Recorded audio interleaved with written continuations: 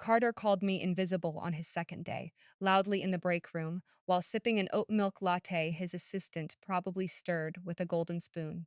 I was bent over a spreadsheet 3 layers deep in asset reconciliation for a grant tied to 3 federal agencies. He was bragging about his revamped vision. He said the word synergy twice before lunch and threatened to clean house. My name wasn't on the office door. Somehow I knew the mop he had in mind had my initials on it. Dowtech was a mess when I joined 8 years ago. Back then, you couldn't find a signed compliance log if your life depended on it. The whole place ran like a toddler with scissors. But I liked the quiet corners, the ugly wallpaper, and the peace of not being noticed. I didn't need to be the hero. I just needed to make sure the feds didn't shut the lights off. Over time, I rewrote the protocols, linked every form to traceable chains, and built a system so clean it practically scrubbed itself. But I never asked for praise. That would have made me a target. Carter, on the other hand, had teeth made for smiling into cameras and a LinkedIn profile longer than his resume. Special strategy advisor, they called him nepotism with a badge. His first move, firing the contract's admin because she wore Crocs unironically. Second move, renaming departments to innovation zones. Third, asking me what I did here twice. Hey, real quick, since you're already here and clearly have a taste for slow burn, office, chaos, and poetic justice, tap that subscribe button and like this story. It keeps the stories rolling and the drama flowing. Plus, 95% of folks forget. And trust me, unlike Carter, we actually notice now. Back to the fire. Strutted through meetings like a man rehearsing for his eventual indictment. I watched him butcher acronyms and pitch automation ideas that would crash our entire back end. The legal team whispered warnings. Accounting sent red flags wrapped in spreadsheets. But Carter saw no threat in me, just a woman with sensible shoes and too many sticky notes. The funny thing about sticky notes is they remember everything when people don't. I'd built my little empire in silence, never made waves, never joined the wine mixer gossip huddles or the Slack memes about Jan from payroll. I just did the work. Certification updates, audit reconciliations, post-merger compliance harmonization. Every click logged, every signature codified, including mine. My name didn't just sit on an org chart. It was etched into the guts of the firm's federal reporting system, not out of ego but necessity. After the acquisition 3 years ago, spent 2 straight weeks fixing a data breach. So gnarly, the auditors had threatened us with suspension. After that, legal gave me carte blanche to formalize the rebuild. They didn't know I added a clause tying all audit verification to my digital key. Not even Carter's father, the VP, noticed. Why would they? I sent the summary in a PDF with a boring subject line. No one reads those. So when Carter held that town hall and said, "We're trimming dead weight," I didn't flinch. He smiled in my direction. I smiled back. He thought I was scared. I was calculating because people like Carter, they forget to ask who built the dam before they blow the siren and flood the valley. And I'd built mine with reinforced concrete. The email subject line was Departmental Realignment Phase 1. It came from Carter's assistant sent at 9:01 a.m. on a Monday, like he thought we'd all be too groggy to fight back. 14 employees were summoned to conference room B like cattle to a polite slaughter. I was number 12. No preamble, no context, just we're evolving. When I stepped in, Carter didn't even stand. He leaned back in a $900 ergonomic chair like a frat boy in a borrowed throne and nodded toward an envelope on the table. "We're transitioning your role into automation," he said, as if my entire career was a rotary phone being chucked in favor of Bluetooth. "You've been great.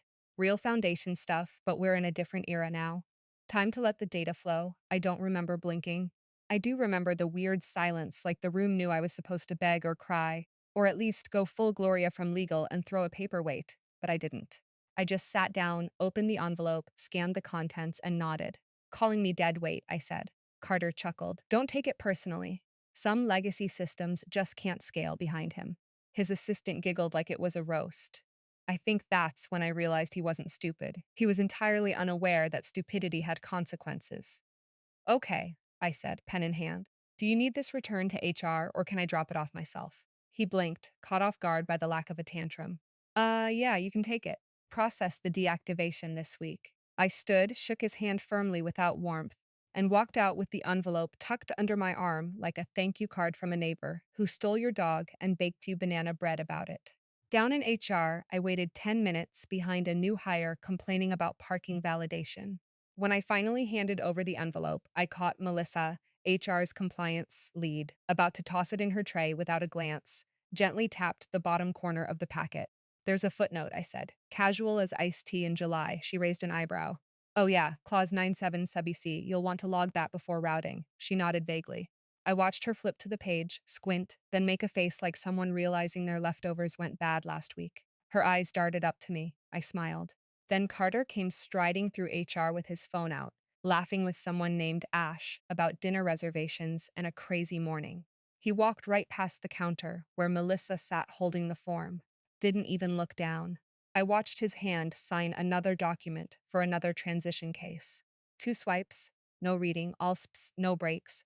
He didn't see the clause. He didn't know what he just authorized. Nobody did. I gathered my things from my desk in 15 silent minutes. My photos, my post-it notes, old stainless steel mug that said Audit Ninja. On my way out, I left behind the plant. Carter had gifted all department heads his first week, a fake succulent that looked like ambition and smelled like bad decisions. As I walked to the elevator, I passed Gloria from legal. She looked up from her laptop and gave me that, "Oh no, what nows?" I shrugged. Guess I'm no longer scalable. She rolled her eyes, but I saw the flicker of something else worry. No one stopped me. No one cried out. Carter's assistant even waved goodbye with a chirpy good luck like I was headed to Aruba and not about to let a time bomb tick down from a government database. Outside, I sat in my car and waited 10 minutes just watching the building. No alarms, no panic. They had no idea. And in that calm, I felt it. Not rage, not sadness, just certainty. Had no idea what I built or how fast it was about to unravel. That night, I didn't pour a glass of wine or call a friend or cry into a box of cheats. I didn't even tell my sister. I walked in, took off my flats, fed the cat, and sat down in my home office like it was any other Tuesday. The overhead light flickered like even it knew something was about to shift. But I didn't fix it. I just flipped open the laptop and logged in. Folders were still there. Driage audit treats post-merger offlogs. 8 years of unglamorous documentation stacked neatly in a digital arc only I knew how to sail. I clicked through each one with the same deliberate rhythm I used when I rebuilt Dowid's compliance. From the burned-out mess, it was when I got there. Back then, their audit trails were basically trust us written in Comic Sans. Now every dollar tied to a timestamp, every timestamp to assert every it to me. People thought compliance was boring. No flashing dashboards, no PowerPoint standing ovations, just quiet control until someone flips the wrong switch and then it's war. At 7:42 p.m., I plugged in the backup drive. Red light flickered. Worrying sounds started. I copied every log I had full clearance for, which ironically was everything Carter's new innovation core had inherited without reading. I didn't steal. I mirrored. Standard practice. Legal wouldn't even blink. At 8:03 p.m., I logged into the federal portal. There was a two-factor code sent to my phone, still active. No one had revoked it yet. That alone told me how clueless they were. I typed in my token and entered the credential dashboard for Dowage Tech. My name appeared at the top of the certificate chain, Officer of Record. Below it, 13 subordinate credentials, all auto-expiring. If mine went dark, hand hovered over the status change tab. One click and I wouldn't technically be terminated from the system. I'd be retired. The kind of retirement that removes authority, breaks linkages, and trips a flag in the audit bureau's overnight run. It wouldn't set off sirens. It would just stop things like a missing key in an ignition. No scandal, just nothing moves. 8 p.m. I clicked. The screen froze for half second longer than normal. And status retired federal revoke flag triggered confirmation hash 239,847 UD. And just like that, I was no longer holding the door open for Dow Riddige's compliance engine. I was letting it close behind me. No angry emails, no calls from Carter, no midnight oops messages from HR, nothing. I shut the lap, stretched my legs. The cat, sensing the room shift, hopped up on the windowsill and stared into the night like it too knew something fundamental had just altered. I sat there barefoot on the cold laminate, feeling the kind of quiet satisfaction that doesn't need applause because it wasn't just a job ending. It was a test beginning. The system would hold until it didn't. And when it didn't, the first domino wouldn't fall with a bang. It would vanish. A missing record here, a failed verification there, until someone, probably the CEO himself, would open his inbox and find a message from the audit board. Primary officer unreachable. Compliance void pending, action required. And when that moment came, they'd scramble, and I would already be gone. At 7:12 a.m., The next morning, the CEO of Dowage Tech, Gregory Marston, a man who wore stress like cologne and survived 3 acquisitions by learning how to yell without raising his voice, opened his inbox and froze mid-sip of his turmeric protein shake. Subject line, urgent compliance, halt, federal void detected. He clicked it twice, like doing it harder would make the words go away. The body of the message wasn't long, but it might as well have been written in fire. Non-verifiable records detected in quarterly sample. Certification tree incomplete. Officer of record unreachable. Federal compliance review. Paused. Pending contact the bottom. A timestamp. A countdown. 9 hours 48 minutes until contract eligibility hold. Gregory stood up so fast his chair toppled. Get me legal now. In the conference room, legal was already buzzing. Julie, compliance counsel with a photographic memory and a talent for coffee-induced miracles, had 3 files open and a whiteboard covered in arrows. We got the same alert, she said as Gregory burst in. It's real. The hell is tied to the officer of record tree. He barked, loosening his tie. Julie turned the monitor toward him on the screen. Primary Susan Keller, secondary none, tertiary none, override access revoked 1017 per clause 9.7 SABC, signed Carter Winslow. Gregory blinked at the screen like it had personally insulted his mother. There's no backup. Julie didn't say anything. He just tapped the part that said revoked 1017. The day before, the same day Carter transitioned Susan out. Gregory's jaw clenched so tight you could have heard it in the hallway. Across the building, Carter was holding court in one of the glass-walled lounges, grinning like a startup shark and explaining his plan to rebrand operations into Momentum Ops. He didn't notice Gregory storm in, at least not until the door slammed so hard it knocked over a standing plant. We've got a problem, Gregory said flatly. Carter's smile twitched. What kind of problem? Gregory threw a printout onto the table. Federal alert. We've got 9 hours until they put a freeze on every one of our government contracts. Guess who the only certifying officer was? Carter picked up the page, squinted, and frowned. Wait, Keller, she's not even here anymore. Exactly. You fired her. Carter scoffed, defensive now.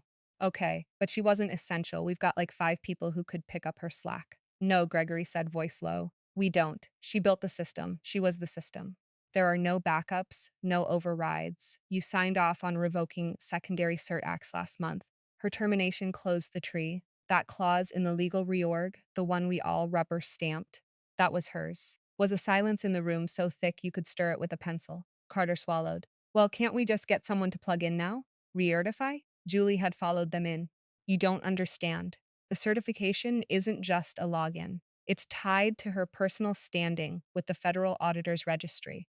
It's like trying to borrow someone else's fingerprints. Carter's voice rose. So what? We call her. Get her to log in. Tell her we need 5 minutes of her time. Gregory turned toward him slowly. You called her incompetent. You fired her. And you didn't even read the termination clause, she added. Carter opened his mouth, but nothing came out. Gregory paced once, twice. We lose this search chain.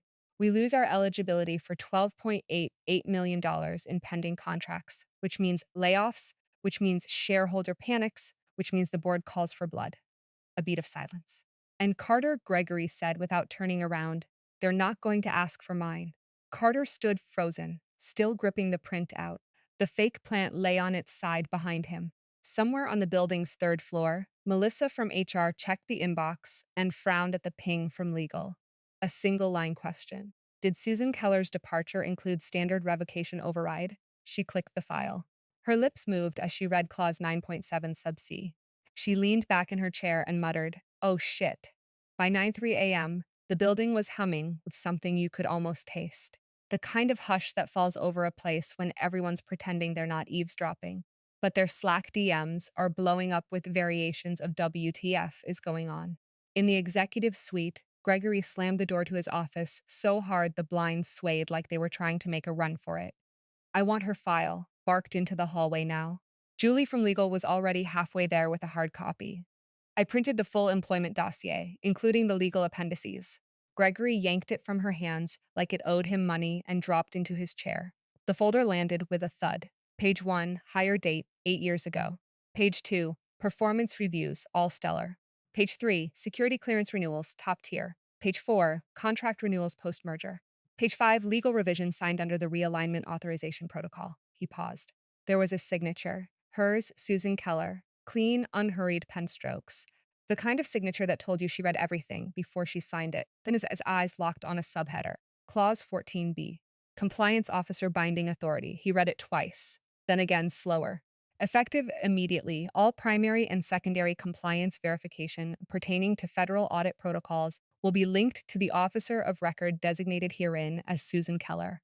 Revocation or replacement of this designation shall void all current compliance threads, unless approved in writing by both the officer of record and a federal oversight liaison. There was a little sticky tab next to it, bright pink. Carter hadn't pulled the tab. Gregory's hands started to tremble. There was no override. There was no backup. There was no loophole. His lips moved silently as he scanned the rest of the section, praying, begging for a line he missed. However, a hidden clause. Nothing. Just a beautifully watertight legal fortress built by a woman his VP's idiot son had fired because she wore the same shoes every day and didn't laugh at his LinkedIn jokes. Dear God, he whispered. Julie hovered by the door. You see it now? He nodded, still reading. She pushed it through during the post-merger reorg. Julie said softly. Legal was underwater then. Everyone was rushing. We didn't question it because, well, frankly, we trusted her. She was compliance. Gregory set the folder down like it might explode. How long until the audit board goes public with the alert? We've got maybe 7 hours now, give or take. And if we don't restore Theart, she didn't answer. He didn't need her to. Gregory leaned back, exhaled, stared at the ceiling. I've got shareholders calling in 15 minutes to confirm the Q4 government funding outlook. They'll smell blood the second I flinch. Julie cleared her throat. There's more. Gregory looked up. Jesus, what? She left a final system note before retiring the C, not a message. Just a timestamp trigger.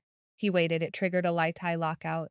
Julie said no edits, no additions. Just a dead keychain. Can see the data. They just can't touch it. Gregory's mouth went dry. So the audit team's watching a fully lit system that no one can verify.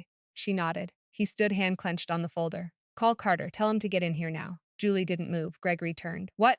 She hesitated. He's in the atrium trying to convince communications to prep a LinkedIn post about navigating turbulence with bold innovation. Gregory stared at her. I'll get him, she muttered and walked off. He stayed frozen, staring down at the clause again, noticing for the first time the footnote at the very bottom. Submitted post-review, authorized in full chain of custody intact. Final digital certs Keller H, a 14,357 FD. She'd buried the landmine in legal ease, and Carter, God help them all, had stepped right on it, smiling the whole time. Gregory rubbed his forehead. Tell me you didn't, you smug little bastard. Carter sauntered into Gregory's office like he'd just been called in for a branding photo shoot. No knock. Just that smug, overconfident entry only someone raised on yacht summers and undeserved bonuses could pull off. The second he saw Gregory's face, drained pale, jaw clenched like a vice, his stride slowed. Gregory didn't look up right away, just slid a printed alert across the polished walnut desk with 2 fingers like it was a court summons. Tell me, Gregory said, voice low and deliberate. You didn't fire her. Carter glanced at the document, confused, and then shrugged. Keller, yeah, we didn't need her anymore. Compliance stuff's all digital now. Auto-sync dashboards. Her role was obsolete. Gregory stood, obsolete. His voice cracked like a whip. Built the entire compliance infrastructure that holds this company's federal status together. And you fired her without checking the search tree. Carter backed a step. No, hold on. And she was good, okay, don't get me wrong, but she was outdated, slow, never collaborated. We need people who move fast. Gregory slammed his hand down on the desk. The whole room jumped fast. You fast-tracked us straight into a 12.8 million freeze. Eagle just confirmed it. If Susan doesn't personally verify the audit string by 5 p.m., we lose every pending contract. That's the DD project. The Homeland Systems deal, the energy grant gone. Carter blinked. Can't we just reinstate her login? Julie, standing by the doorway, shook her head like she'd aged 20 years in 20 minutes. The cert isn't just a login. It's a federal fingerprint. She retired it. And per Clause 14b, no one can replace her authority without dual written consent. Hers and a federal compliance officer. You might as well try to resurrect a shredded birth certificate. Carter looked lost like a high school quarterback asked to explain a tax code. She didn't say anything, he muttered. She signed the termination packet, didn't fight, just left. Of course she didn't fight. Julie said she didn't need to. She knew exactly what would happen. Gregory sat back down, pressing his thumbs into his temples. She walked out knowing we choked the second her signature vanished. Across town in a small sunlit living room, Susan sat with a mug of black coffee, and a front row seat to the unfolding storm. She didn't need access to internal memos. The signs were everywhere. Drigid's LinkedIn went quiet. Employees stopped posting curated updates about new chapter synergy.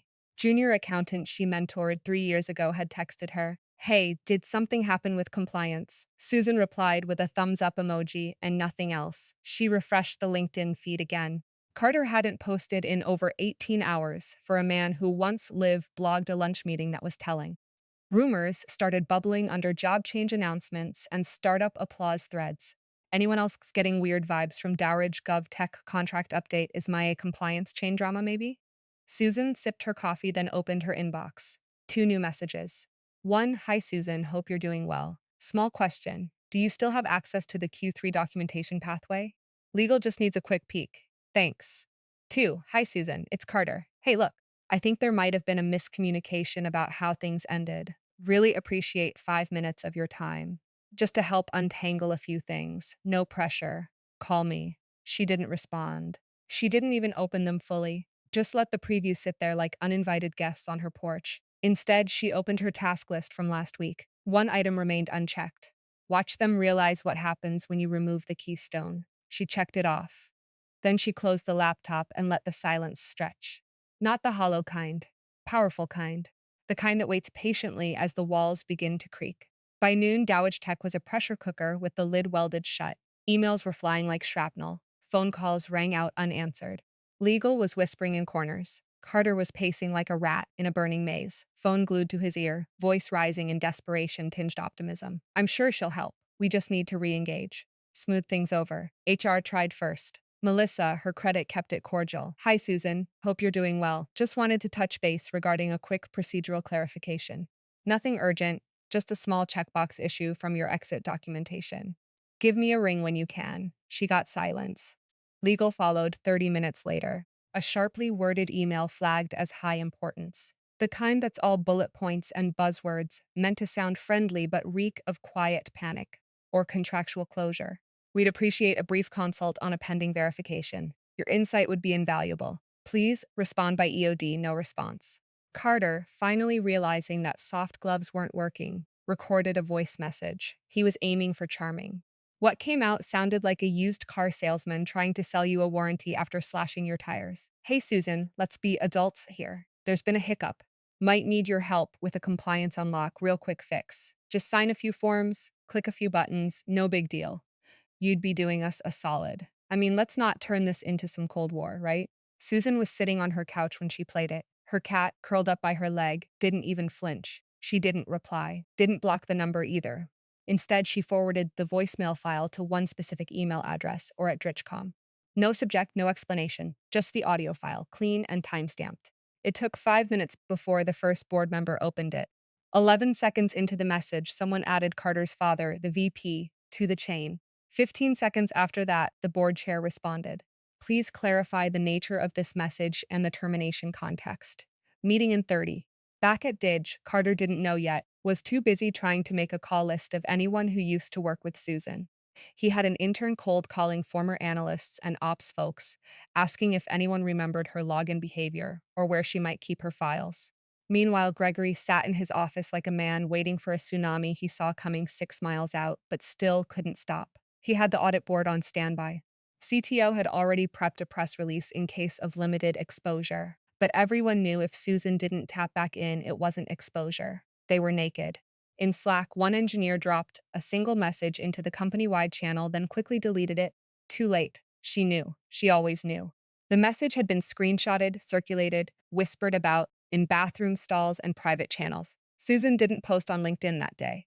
He didn't gloat or drop cryptic quotes about karma. She just sat in her little house in the suburbs, watering her succulents and watching a baking competition show on mute while the emails piled up behind her.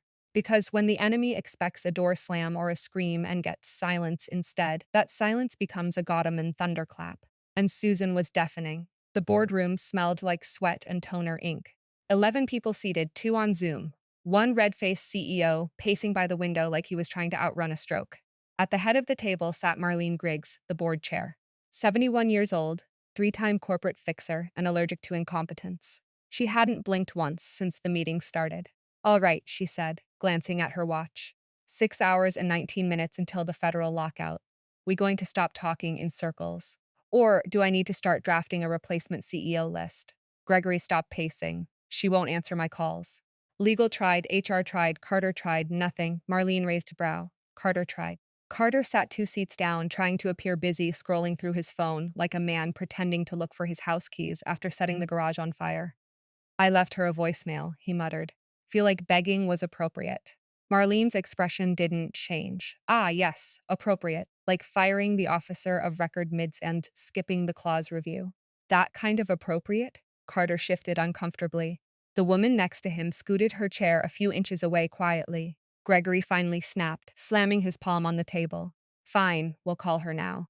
On speaker, he picked up the conference phone, punched in the number he still had memorized from old emergency drills, and hit dial. The room went silent as it rang. Once, twice, 3 times, then click. Good morning, Susan said, voice calm. Clean, unbothered, everyone in the room sat up straighter. Susan, Gregory began, and for the first time in his life, his voice sounded small. We need your help. There's been an oversight. We're facing a complete cert freeze unless we can re-verify the audit log chain under your credentials, where I read the alert. Susan said evenly. Silence, he swallowed. Please, if you could just give us 5 minutes of your time. No, she said, not just 5 minutes. I'll need 3 things. He looked at the speaker like it had grown teeth. 3. 1, she said. Written indemnity. Full legal protection for any re-certification actions I perform under duress. I won't be the scapegoat. Arlene nodded slowly, eyes never leaving Carter. 2, Susan continued. A formal apology signed and dated from the individual who publicly called me incompetent and non-essential. I want that language used exactly as it was said. Gregory blinked. That's reasonable. 3, she added, her voice now sharpened like a scalpel. The apology must be read aloud on record during this meeting by the individual in question. Carter let out a scoff, half laugh, half scoff like a kid caught cheating, trying to pretend the test was unfair. Oh, come on, he snapped. This is petty. She wants a graveling circus now. This is just make the call, Carter, Marlene said, her voice still wrapped in velvet. Now the entire room turned toward him. Gregory looked like he was about to be sick. Julie from legal opened a notepad and poised her pen. Carter's mouth opened, closed, opened again. I was under pressure, he tried. It's not an apology, Susan said, still on speaker. Carter's jaw tensed. Fine. He stood, cleared his throat, looked around the table like someone might step in and save him. No one moved. I apologize, he said flatly, for referring to Susan Keller as incompetent and non-essential. That was inaccurate and unprofessional. Susan waited a beat. Add short-sighted to the list. He sighed and short-sighted. Accepted, she said without a hint of gloating. Gregory looked up. Does that mean you'll help us? I'll need those documents signed first. Indemnity, apology, and writing. You have 50 minutes. Then she hung up. The boardroom was silent. Finally, Marlene looked at Carter and said, Congratulations. You've officially become the most expensive mistake in company history. And Carter just sat there staring at the phone, like he finally understood he wasn't the protagonist anymore. Emergency Zoom started at exactly 4 p.m. Everyone at Dowage was already logged in. Gregory, Julie from legal, the full board, Carter sitting stiffly in a suit that somehow made him look smaller.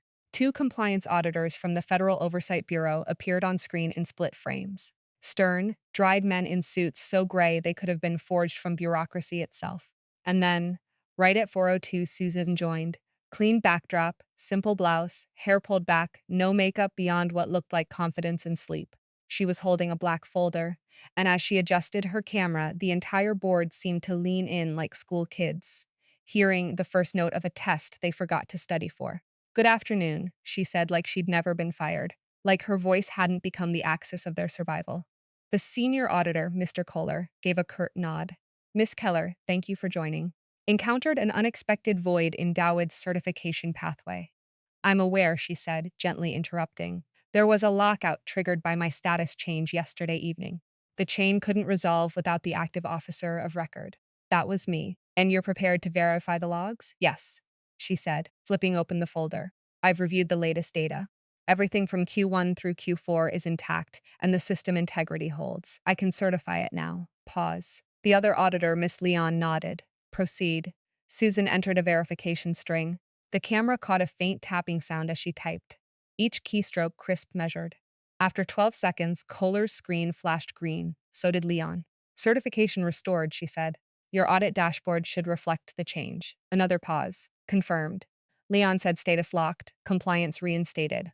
Gregory slumped back in his chair like someone had finally lifted the boulder off his chest. A breath left his body so hard it fogged his glasses. But Susan wasn't done. Before we conclude, she said, voice still calm, still surgical. I'd like to clarify the cause of the disruption. Kohler blinked. Go ahead. She held up a single sheet of paper. Clause 14b. Termination of the officer of record without proper override protocol constituted an unqualified removal that triggered the lockout. The system functioned exactly as designed. She set the paper down. Silence. Then the auditors nodded, not impressed, just acknowledging the precision of it all. Understood, Kohler said. That will be noted in the report. Susan smiled faintly. Thank you.